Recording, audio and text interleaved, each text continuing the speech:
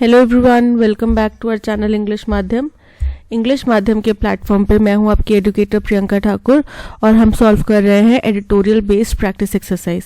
तो स्टार्ट करते हैं आज का session with thought of the day, that is winners are not who never fail but people who never quit।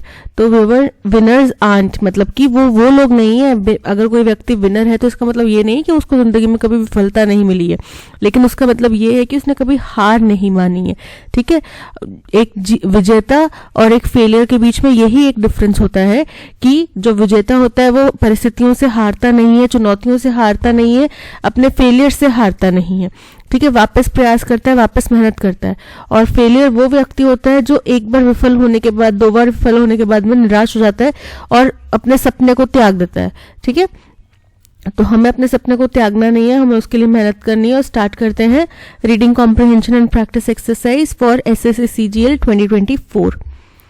Last week the Indian stock market surpassed the Hong Kong stock market। बोल रहे हैं पिछले हफ्ते की बात है कि हिंदुस्तान का जो स्टॉक मार्केट है उसने सरपास किया। सरपास मतलब पार कर जाना। किसको पार किया?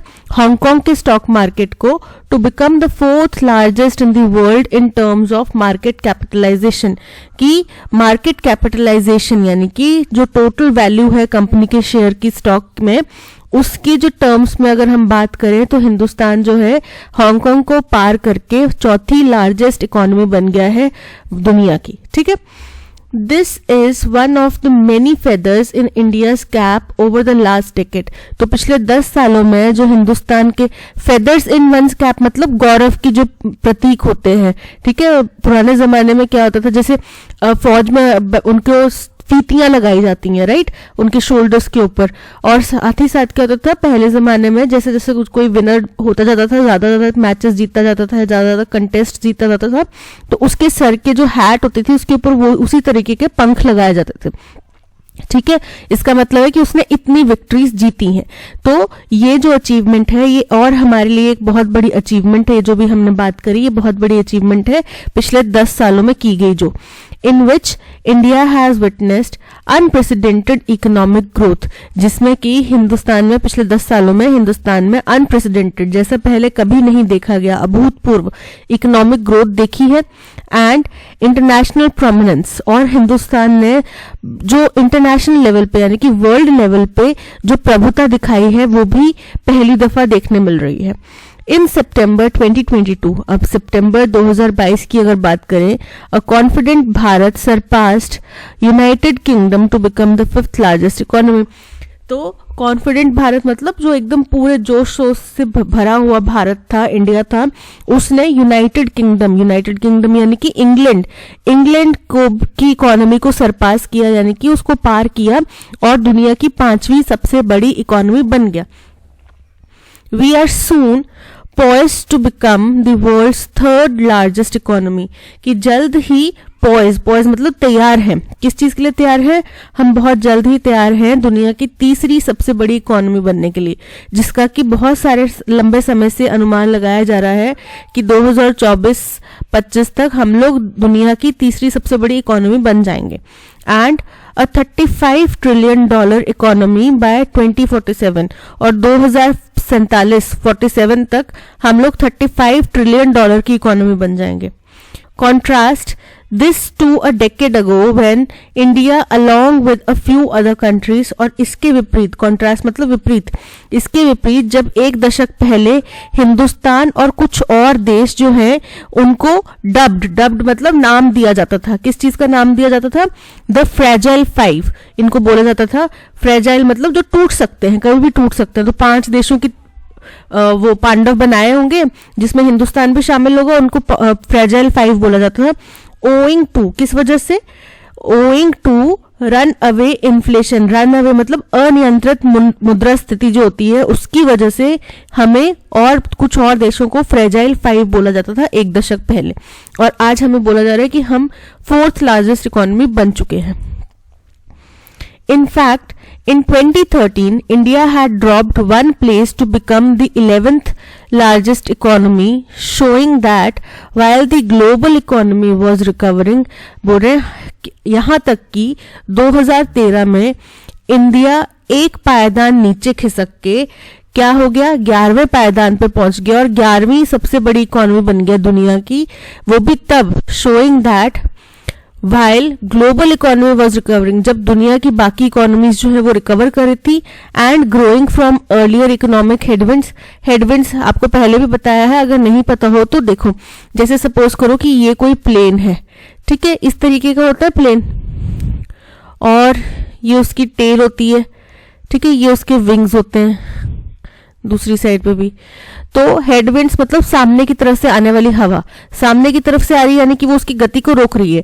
टेल विंड मतलब पीछे की तरफ से आने वाली हवा, वो उसको गति प्रदान कर रही है। तो हेडविंड मतलब इकोनॉमिक हेडविंड मतलब रुकावटें, ठीक है, इकोनॉमिक रुकावटें। तो बोल रहे हैं कि दुनिया की बाकी इकोनॉमीज जो हैं वो रिकवर कर रही थी, पहले वाली आई इकोनॉमिक हेडविंड्स के से रिकवर कर रही थी और ग्रो कर रही थी।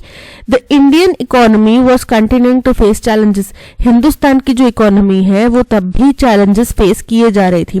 This decade long journey since then has not been easy, अब ये एक दशक मतलब 10 सालों की, तो बोल रहे हैं कि ये जो 10 सालों की जर्नी है, रास्ता पार जो किया गया है, तय किया गया है, ये आसान नहीं था। And a key decisive factor has been the quality of leadership at the very top, और जो मुख्य इसमें निर्णायक जो पहलू है वो ये है कि हमारे जो टॉप की लीडरशिप है उसकी क्वालिटी कैसी है, उसकी क्वालिटी बहुत अच्छी है।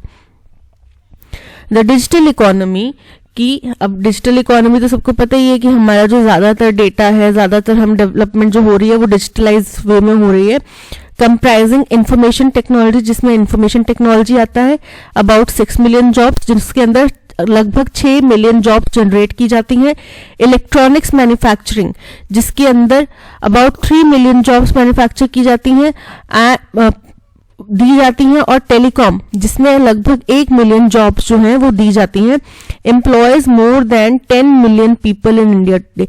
तो ये तीनों ही सेक्टर्स मिला के, इंफॉर्मेशन टेक्नोलॉजी, इलेक्ट्रॉनिक्स मैन्युफैक्चरिंग और टेलीकॉम, इन तीनों में मिला के लगभग 10 मिलियन हिंदुस्तान में इस वक्त आबादी जो है, हिंदुस्तान की 10 मिलियन आबादी वो इन सेक्टर्स में काम कर रही है।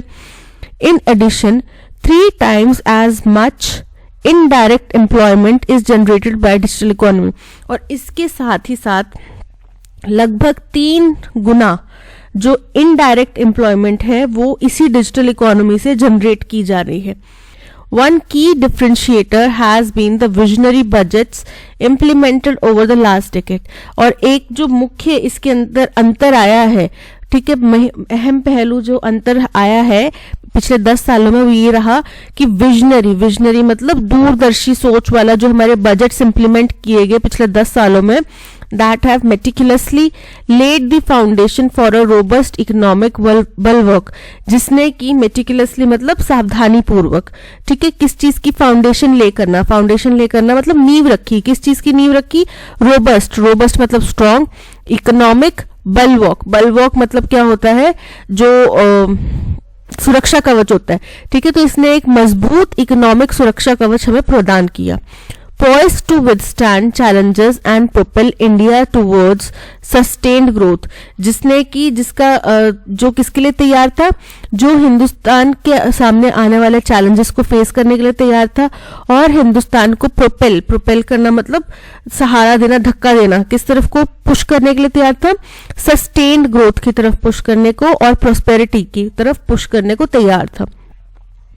द एम्फेसिस ऑन कैपेक्स के ऊपर जो जोर दिया जा रहा था, कैपेक्स क्या होता है, कैपेक्स ड्रिवन ग्रोथ, कैपेक्स मतलब होता है पूंजीगत जो एक्सपेंडिचर होता है, ठीक है, कैपिटल एक्सपेंडिचर जिसको बोला जाता है कैपेक्स, तो उसके ऊपर जो निर्भर करने वाली ग्रोथ है, coupled with a new policy framework, जिसके साथ में एक नई पॉलिसी भी बनाई गई है, पॉलिसी फ्रेमवर्क भी बनाया गया है, that made infrastructure development central to the growth roadmap, जो जिसमें कि इंफ्रास्ट्रक्चर डेवलपमेंट जो रहा वो केंद्र रहा, इस ग्रोथ का जो रोड मैप था, इस ग्रोथ का जो ब्लूप्रिंट था उसका केंद्र रहा।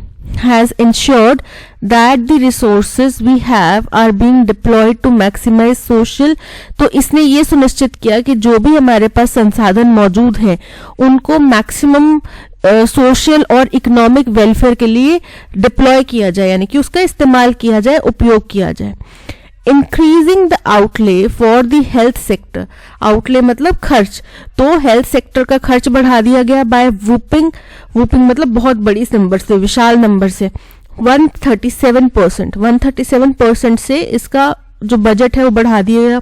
New schemes in the agriculture sector and a national education policy with financial commitments have been guided by this thinking, और इसी सोच के साथ में, इसी सोच से प्रभावित करके गाइडेंस लेके नई स्कीम्स लागू की गई, एग्रीकल्चर सेक्टर में एक नेशनल एजुकेशन पॉलिसी बनाई गई और फाइनेंशियल कमिटमेंट्स जो थे वो भी दिए गए, यानी कि इसके लिए इतना पैसा चाहिए तो हमने वो प्रोवाइड करा, ठीक है। तो फाइनल कमिटमेंट्स जो है, फाइनेंशियल कमिटमेंट्स जो है उनको पूरा किया गया। The gross domestic product growth rate has recorded an impressive 7.2% in 2022-23। जो हमारा GDP है, gross domestic product growth rate जो है, जीडीपी ग्रोथ रेट, वो भी इम्प्रेसिव, बहुत ही उम्दा 7.2% से रिकॉर्ड किया गया 2022-23 में। And the nation is set to surpass pre pandemic levels by a remarkable 17.2%। और ये माना जा रहा है कि पेंडेमिक के बाद में, पेंडेमिक के दौरान में जो गिरावटें आई थी, सभी देशों ने झेला, वो इकोनॉमिक स्लोडाउन सभी देशों ने देखा, क्योंकि सब इंडस्ट्री सब कुछ बंद था, तो वो सबने झेला। तो बोल रहे हैं कि जो पेंडेमिक लेवल से पहले वाला जो नेशनल हमारा सेटअप था उसको हम सरपास कर लेंगे 17.2% से, यानी कि बहुत ही बड़े नंबर से हम उसको सरपास कर लेंगे, पार कर जाएंगे।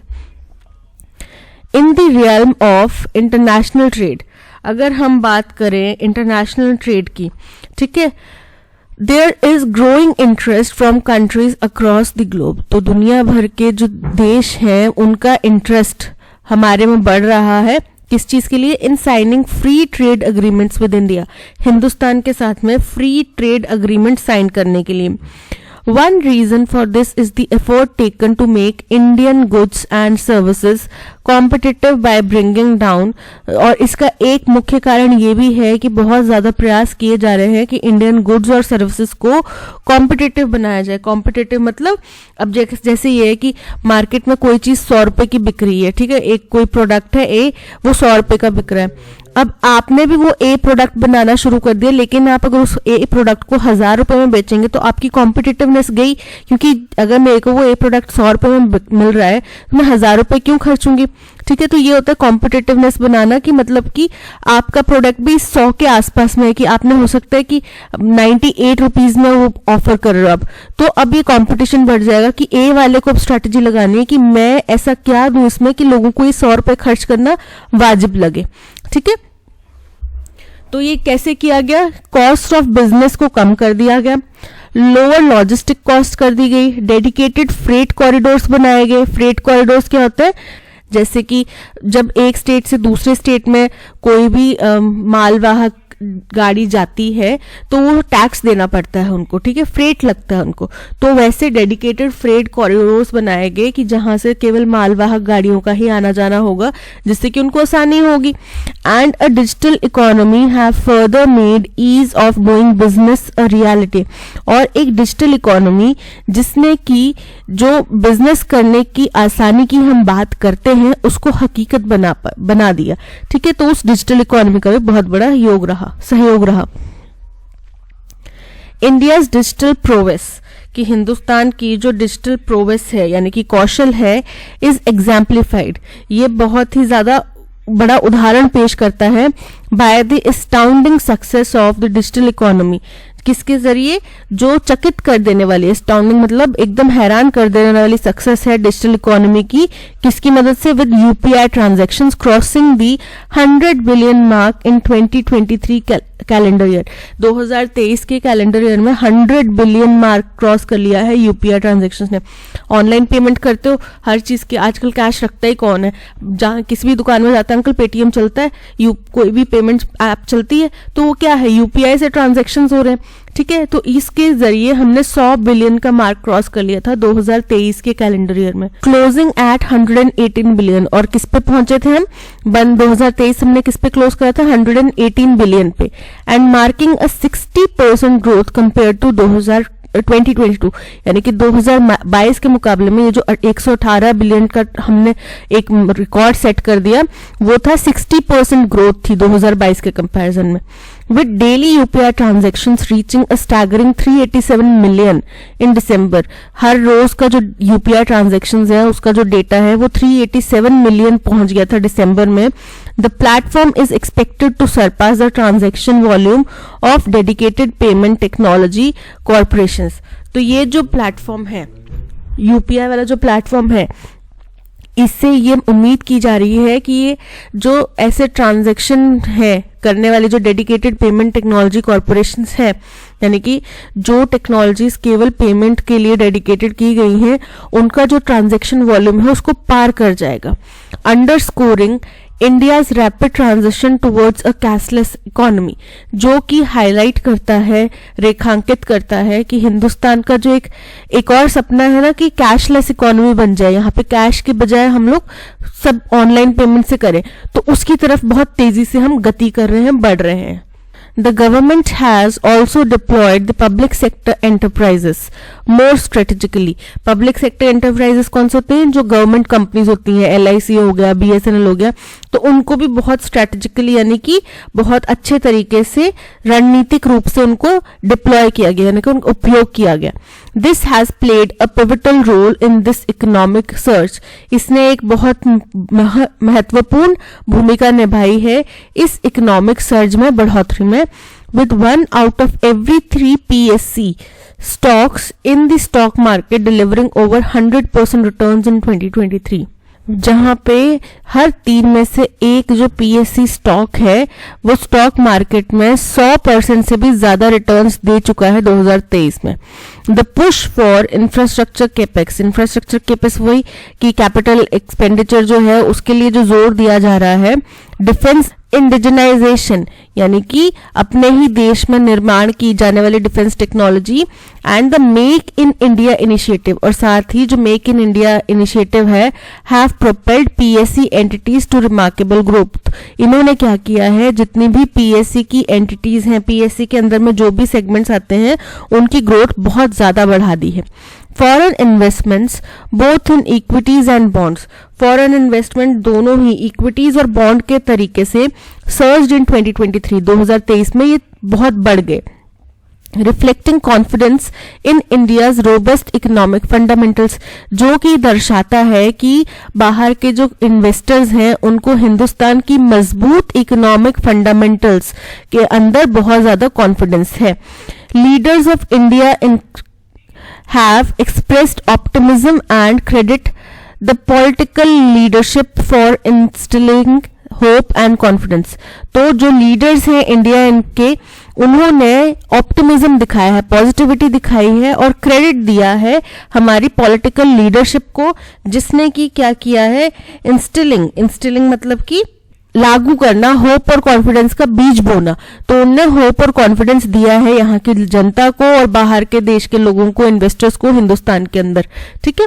International organisations predict a glowing future for India's economy, जो अंतर्राष्ट्रीय संगठन है, संस्थाएं हैं, उन्होंने क्या किया है, हिंदुस्तान का फ्यूचर बहुत अच्छा बताया है। The international monetary fund IMF expects India to become a 5 trillion economy by 2028। ये उम्मीद करता है कि हिंदुस्तान जो है 2028 तक $5 ट्रिलियन की इकोनॉमी बन जाएगा। while JP Morgan envisions India becoming the third largest global economy by 2027।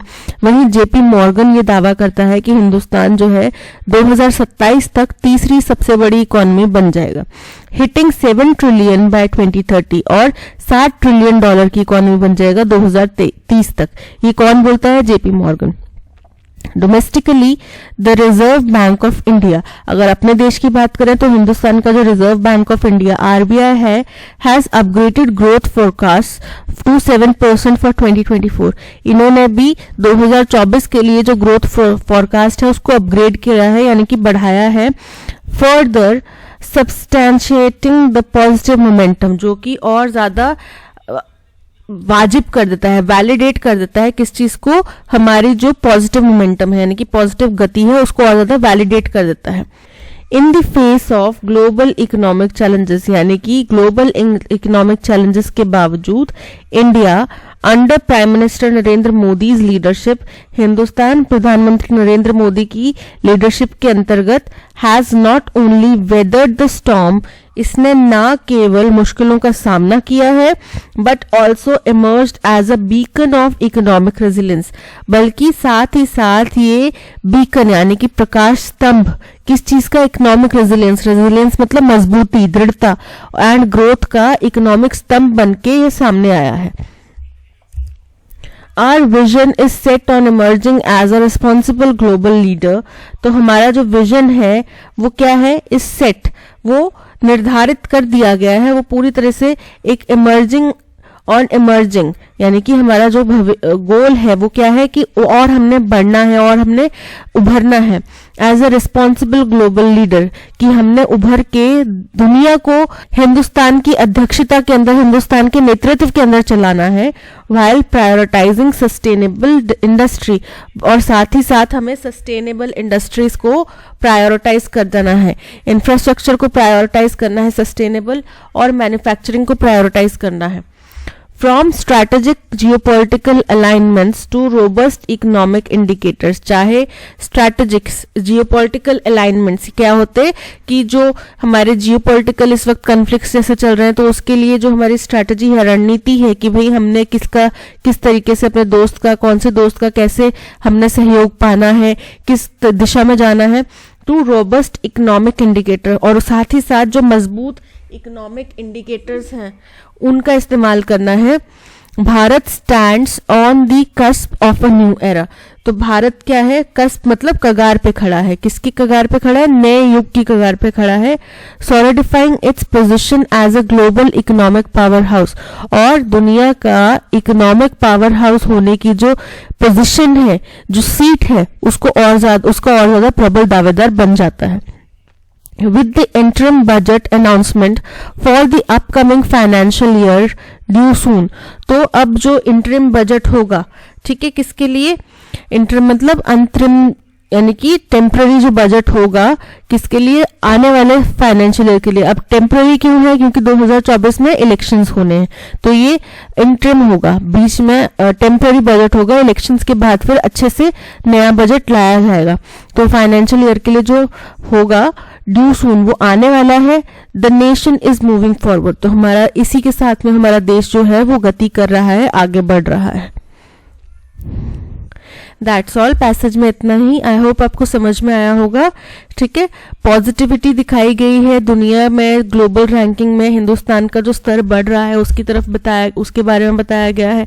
कुछ चीजें ये बताई गई हैं कि किस किस कंपनी ने, किस किस रेटिंग एजेंसी ने हिंदुस्तान की क्या क्या रेटिंग दी है, ठीक है, और कैसे कैसे हमने ये चीजें हासिल करी हैं, इनके ऊपर थोड़ी बहुत रोशनी डाली गई है. तो ये था पैसेज, और ये थी जस्ट पैसेज की. अब चलते हैं क्वेश्चन नंबर 1 की तरफ. What is the main theme of the passage, passage की मेन थीम क्या है. The role of public sector enterprises in the Indian economy, कि पब्लिक सेक्टर एंटरप्राइजेस का हिंदुस्तान की इकोनॉमी में जो रोल है, हमने उसके ऊपर चर्चा करी. तो नहीं ना, हमने हिंदुस्तान की इकोनॉमी पिछले 10 सालों में कैसे डेवलप करी है, क्या उसमें इंक्रीज आया है, क्या गलत चीजें हुई, उसके ऊपर चर्चा करी. बेसिकली तो हमने ग्रोथ के बारे में ही देखा है. ठीक है, the impact of global economic challenges on India, कि दुनिया भर के इकोनॉमिक चैलेंजेस का हिंदुस्तान के ऊपर क्या प्रभाव पड़ा है. तो हमने यही देखा ना कि दुनिया भर में जो चाहे चैलेंजेस आए हो नहीं आए हो, हिंदुस्तान की इकोनॉमी ने जो रेजिलियंस दिखाया है और ग्रोथ करी है. तो ये भी करेक्ट नहीं है. The growth and development of Indian economy in the last decade, option C is correct, कि हिंदुस्तान की इकोनॉमी की पिछले एक दशक के अंदर जो ग्रोथ हुई है और डेवलपमेंट हुई है उसके बारे में चर्चा करी है. Which of the following statements is incorrect based on the passage, यानी कि जो सही नहीं है स्टेटमेंट हमें वो बतानी है, इनकरेक्ट स्टेटमेंट हमें बतानी है. ठीक है, India's market capitalisation led it to surpass the Hong Kong stock market, ये तो करेक्ट है कि हिंदुस्तान का जो मार्केट कैपिटलाइजेशन है उसकी वजह से हम हांगकांग की स्टॉक मार्केट को क्रॉस करके चौथी सबसे बड़ी इकोनॉमी बन गई है. तो करेक्ट है statement.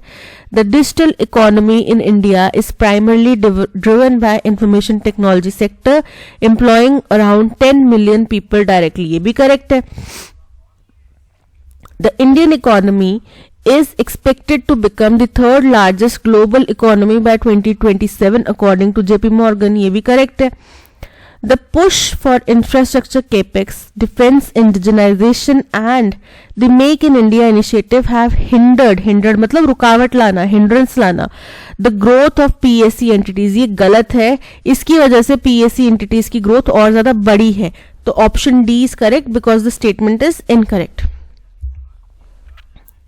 Why is there a growing interest from countries across the globe in signing free trade agreements with India?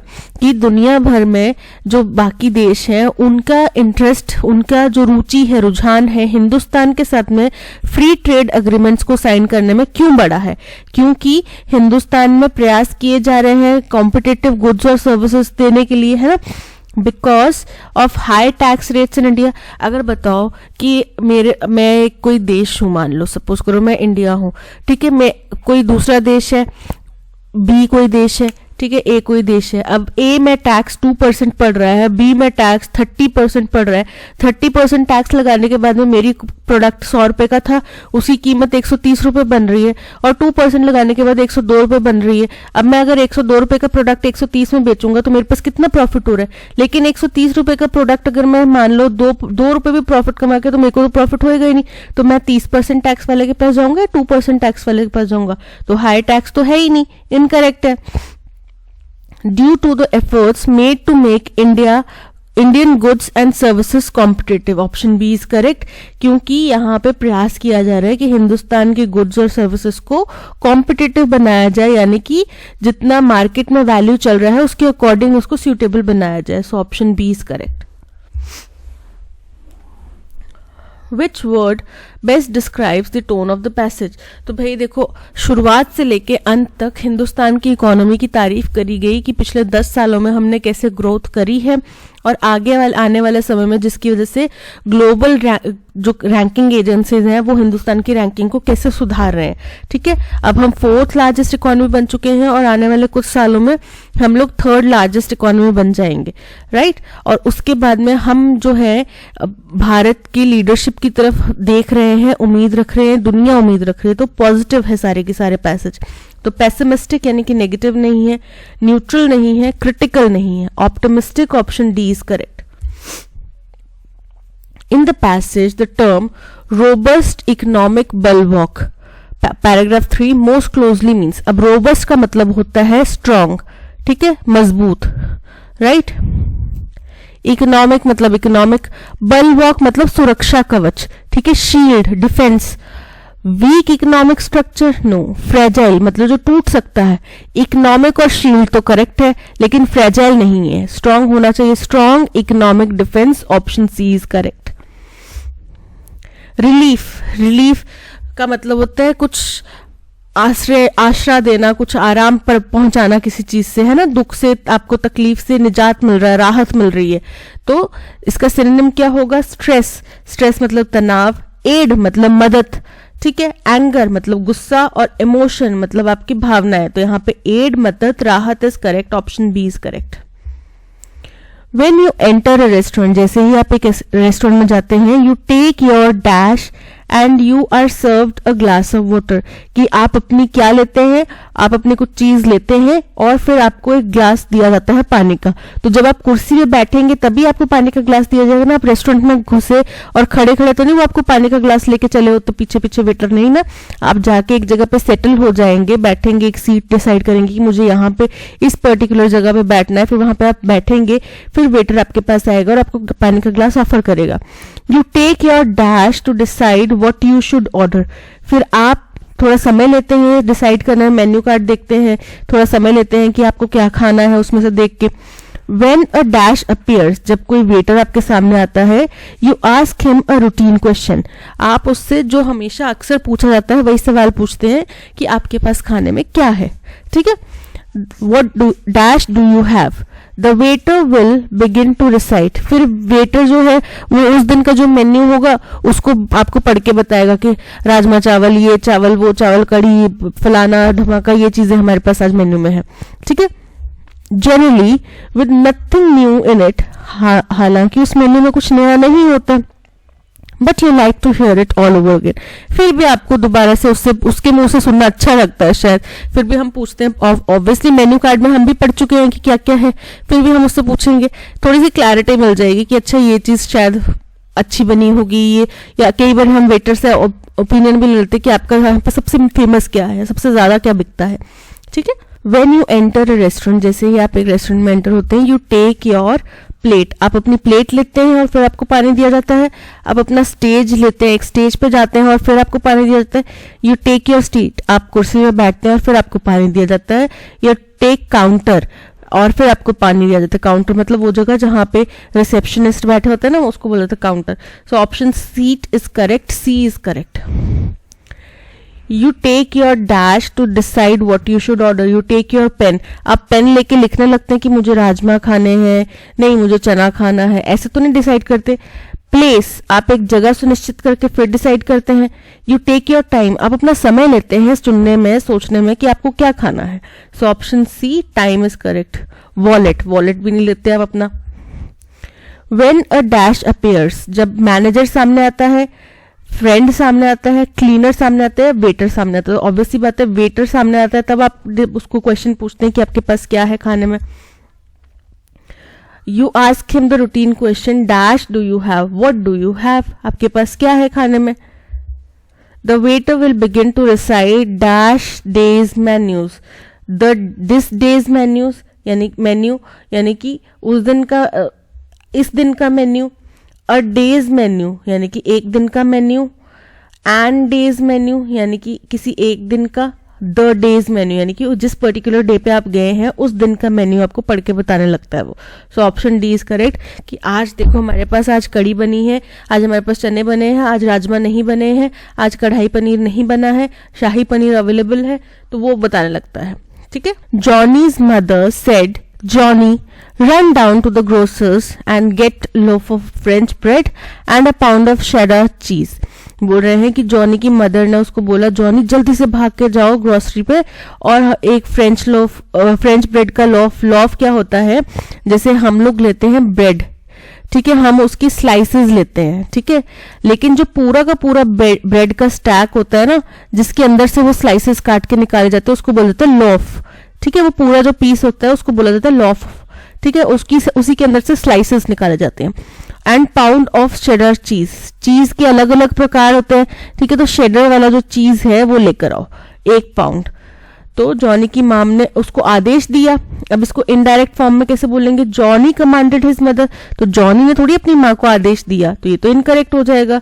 Johnny's mother asked him to run down to the grocers and get a loaf of French bread and a pound of cheddar cheese. Option B is correct. C वाला में क्या है, Johnny asked his mother, कि Johnny ने अपनी माँ से कहा, तो जॉनी ने अपनी माँ से नहीं कहा।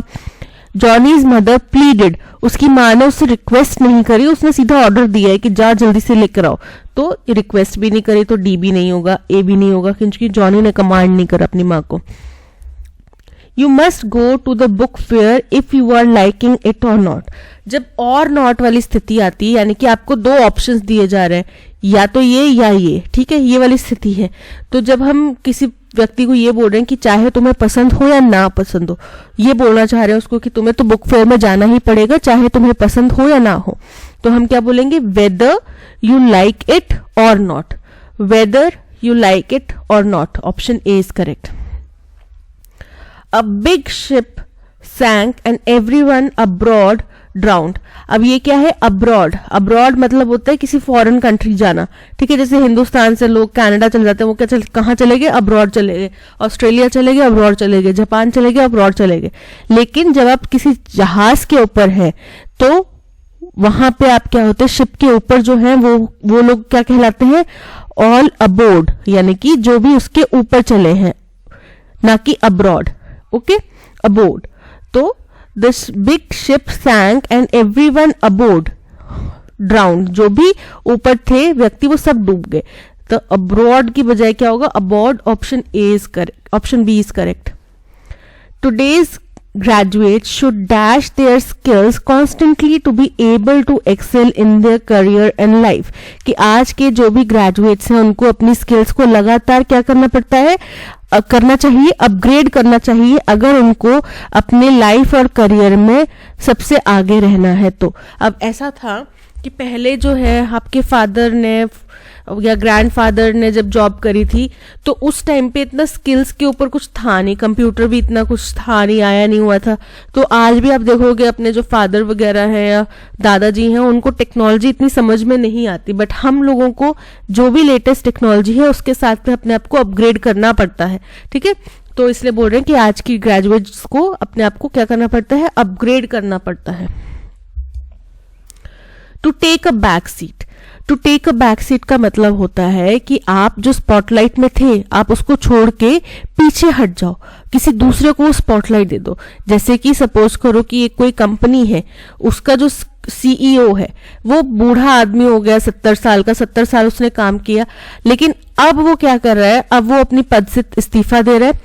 ठीक है, पीछे हट गया और दूसरे किसी व्यक्ति को 25-30 साल का कोई व्यक्ति है उसको उसने लाइमलाइट दे दी, उसको उसने सीईओ पद की जिम्मेदारी दे दी, पदभार दे दिया, तो वो खुद की इंपॉर्टेंस उसने कम कर दी। तो to take a back seat मतलब पीछे हटना, जिम्मेदारियों से पीछे हटना, दूसरे को कंट्रोल देना। अब इसका मतलब ये नहीं कि जिम्मेदारियों से डर के वो पीछे हटे, डर के नहीं हटे, बट एक समय के बाद में आपको थोड़ा पीछे हटना चाहिए ताकि दूसरे आगे आ सके, बस उस पर्पज से। To become less important or to give up control over things. Option A is correct. Conduct all exams in a fair and proper manner. अब इसको passive voice में convert करना है, तो all exams और conduct मतलब कि ये हमारा क्या है, verb है। all the exams ये क्या है, हमारा object है, तो object पहले आएगा, क्या हो जाएगा, let all the exams be conducted in a fair and proper manner. The exams were all conducted. हो नहीं गए थे, उनको बोला जा रहा है कि करते हैं, चलो हम fair और proper manner में करते हैं। All the exams are conducted, करवाए जाते हैं। Let all the exams be conducted in a fair and proper manner. Option C is correct. Extol, extol का मतलब होता है प्रशंसा करना, तारीफ करना, तो एंटोनिम क्या हो जाएगा इसका, एक्सपोजर। एक्सपोजर का मतलब होता है किसी चीज को सामने रिवील करना। ठीक है, बुरिश, बुरिश का मतलब होता है रूड, अनमैनर्ड। रियलिस्टिक मतलब कि बहुत ही रियल, एक्यूरेट, लाइफली जो चीज होती है। और सेंसर, सेंसर मतलब किसी चीज के ऊपर कुछ क्रिटिसाइज करना, आलोचना करना, तो एक्सटोल मतलब प्रशंसा करना, डी सेंसर मतलब क्रिटिसाइज करना, सो option D is correct. Incorrectly spelled word बताना है। डेफिनेट की स्पेलिंग करेक्ट है, डेफिनेट मतलब बिल्कुल सुनिश्चित जो होता है, डेफिनेट होता है। लेबोरेटरी, लैबोरेटरी, ठीक है, तो लैबोरेटरी की स्पेलिंग इनकरेक्ट है, LABORATORY,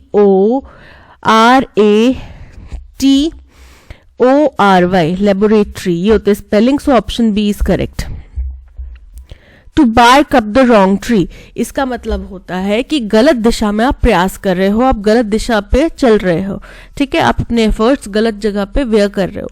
तो to make a sound like that of a dog, कि ऐसी आवाज निकालना जैसे कुत्ते की आवाज निकाल रहे हो। To cover oneself with the outer covering of a wrong tree, कि आपने खुद को किसी गलत पेड़ की छाल के अंदर में ढाक लिया है, तो आप पेड़ की छाल के अंदर में ढाक नहीं रहे यहाँ पे। To sound or appear ferocious not but not actually so, कि खुद को बहुत डरावना या गुस्से में दिखाना, पर आप असल में ऐसे हो नहीं, पर आप प्रिटेंड कर रहे हो कि आप गुस्से में हो। To do something that will not get the result you want, कुछ ऐसा करना जिसके आपको डिजायर्ड रिजल्ट नहीं मिलेंगे, जो आप चाहते हैं वो रिजल्ट नहीं मिलेंगे। अब सपोज करो कि आप एक्सरसाइज, मतलब आपको वेट लूज करना है, लेकिन आपको टारगेट है आपका वेट लूज करना, लेकिन आप एक्स्ट्रा खाना खा रहे हैं, तो उससे आपका डिजायर्ड रिजल्ट तो नहीं मिलेगा। अब आपको वेट लूज करना है तो आप थोड़ी डाइटिंग करो, थोड़ा एक्सरसाइज करो, तो आपका वेट लूज हो जाएगा, तो आपको डिजायर्ड रिजल्ट मिल जाएंगे। So option D is correct. Inclement, inclement का मतलब होता है बहुत ही हार्ड, कठिन। अब इसका सिनोनिम क्या आएगा, डिग्निफाइड, डिग्निफाइड का मतलब होता है बहुत ही रिस्पेक्टफुल। स्टॉर्मी, स्टॉर्मी मतलब होता है तूफानी। वंडरफुल, वंडरफुल मतलब बहुत ही अच्छा, अद्भुत। और प्लेजेंट मतलब सुगम, तो सुखमय। और तो यहाँ पे इनक्लेमेंट मतलब अगर कठिनाई है तो स्टॉर्मी मतलब भी कठिनाई होता है, so option B storm is correct. Incorrectly spelled word बताना है। फर्स्ट फैसिनेटिंग, फैसिनेटिंग, फैसिनेटिंग के स्पेलिंग होते हैं FASCINATING, फैसिनेटिंग। फैसिनेटिंग मतलब किसी से बहुत आकर्षित होना, अब सम्मोहित हो जाना। Option A is correct. Professional, जो आपका काम होता है आप उसमें बिल्कुल परफेक्टली अपने काम के प्रति बहुत रुचिवान तरीके से करें। ग्रामेटिकल, जो हम ग्रामर से जुड़ा हुआ। और अकरेंस मतलब जो चीज हो रही है, घट रही है, उसके बारे में। So option A fascinating is correct because the spelling are incorrect. They were all very bright, अब दे बोला जा रहा है जो कि एक प्रोनाउन है, यानी कि ए जो है फर्स्ट स्टेटमेंट नहीं होगा, क्योंकि प्रोनाउन कभी भी नाउन से पहले नहीं आएगा। तो दे वर ऑल वेरी ब्राइट, वो सब बहुत ही ब्राइट थे और ईगर टू लर्न, और जानने के इच्छुक थे। And the sage was proud of them, और जो सेज थे, ऋषि थे, उनको उनके ऊपर गर्व था। तो स्टूडेंट्स की बात कर रहे होंगे। वन डे ही अगेन क्या हो गया, प्रोनाउन, यानी कि बी फर्स्ट स्टेटमेंट नहीं होगा, चलो बी है भी नहीं first statement. One day he realised, एक दिन उसको ये पता चला, that he had imparted sufficient knowledge to his disciples, कि उसने अपने जो शिष्य हैं उनको इनफ, जितनी रिक्वायर्ड है उतनी नॉलेज उसने दे दी है। वंस अपॉन अ टाइम, एक बार की बात है। तो जब कहानी वंस अपॉन अ टाइम से शुरुआत हो रही है, दैट मीन्स सी हमारा क्या है, ओपनिंग स्टेटमेंट है। तो सी ओपनिंग स्टेटमेंट ऑप्शन डी में आ रहा है, ऑप्शन डी करेक्ट आंसर है। ऑप्शन सी में डी ओपनिंग स्टेटमेंट आ रहा है, जो कि नहीं है। एक बार की बात है, एक महान संत had a group of obedient disciples, उसके बहुत ही आज्ञाकारी शिष्य थे। There was only one thing that he had not taught them, केवल एक चीज बची थी जो उसने उनको नहीं सिखाई थी। A special mantra that could bring the dead back to life, जो एक स्पेशल किस तरह का मंत्र था जिससे कि कोई मृत व्यक्ति भी जीवित हो सके। तो ये बात कब आएगी, जब उसको लगा कि मैंने सफिशिएंट नॉलेज उनको दे दी है, बस एक चीज मैंने उनको नहीं सिखाई है, यानी कि बी के बाद में डी आएगा, और इसके बाद में बी के बाद में डी आएगा, और सी हमारा फर्स्ट स्टेटमेंट है, और सी से बाद में क्या आएगा, they were all bright and eager to learn, वो सारे बहुत ही इंटेलिजेंट थे और जानने के इच्छुक थे। C A B D, option D is correct. Working very hard and very carefully, बहुत ही मेहनत करना और बहुत ध्यान पूर्वक मेहनत करना। तो डिलेटरी, डिलेटरी मतलब विलंब करना। इंडिजेंट मतलब कि गरीब। डिलीजेंट मतलब कि परिश्रमी। और इंडल्जेंट मतलब उदार। तो यहां पे option C diligent is correct.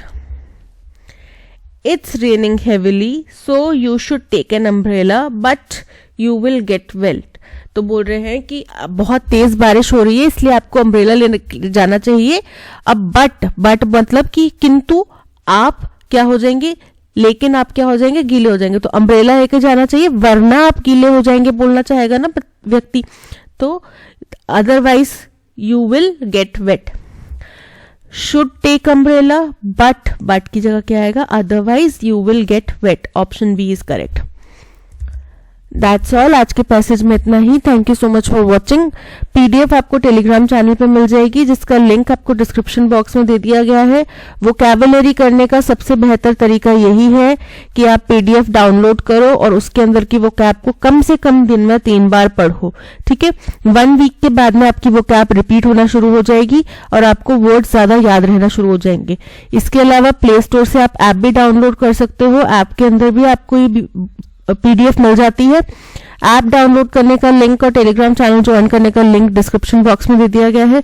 कोई भी क्वेरी हो तो आप हमारे हेल्पलाइन नंबर पर कॉल कर सकते हैं। मिलते हैं नेक्स्ट सेशन में। Till then keep learning and keep practising. Bye bye.